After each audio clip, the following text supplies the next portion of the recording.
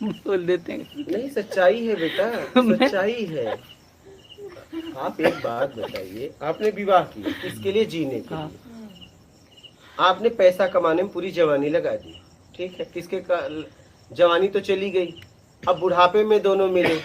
हाँ, लेकिन अब कहने का मतलब दम ही नहीं है, दम तो चला गया जवानी में। अब क्या होगा? गाली गलौज, शब्द अलग अलग होंगे, घुटन होगी, क्योंकि जब मिलना था तो मिले नहीं। शरीर के द्वारा आत्मिक मिलाप करना था, आत्मिक मिलना था, लेकिन तुमने मिला ही नहीं। अब शरीर हो गया कमजोर, आत्मिक मिलना चाह रहे हो लेकिन इंजन ही फेल है, तो करोगे क्या?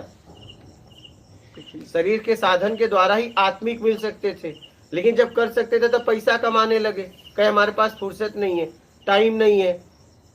सुबह से लेके रात तक खटे और खर्राटा मार के सो रहे हो, वो बेचारी परेशान है और तुम खर्राटे मार रहे हो। ज्यादातर यही होता है, ज्यादातर यही होता है।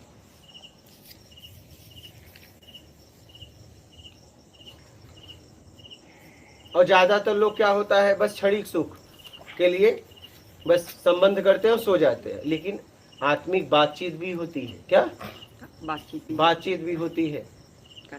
लेकिन नहीं, आए अपना काम किए, भोजन किए, और जैसे भोजन किए भोग किए और सो गए। क्या? अच्छा, तुम लग गई, थकान है, लेकिन स्त्री है, अगर वो बाहर काम नहीं करती तो उसे नींद ही नहीं आएगी। अब रात भर वो गाली दे रही है, करे क्या?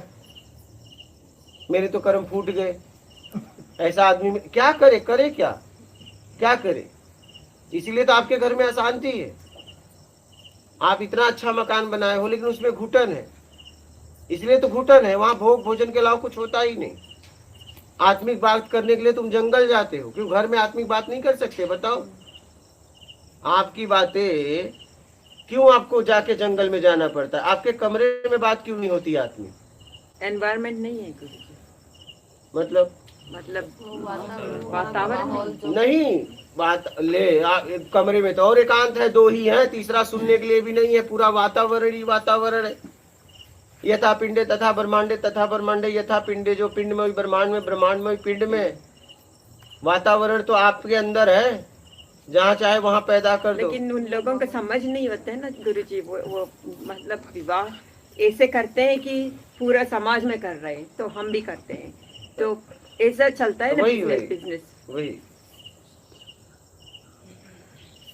इस बात को समझिए, जिसके लिए आप किए हो विवाह, वो करो।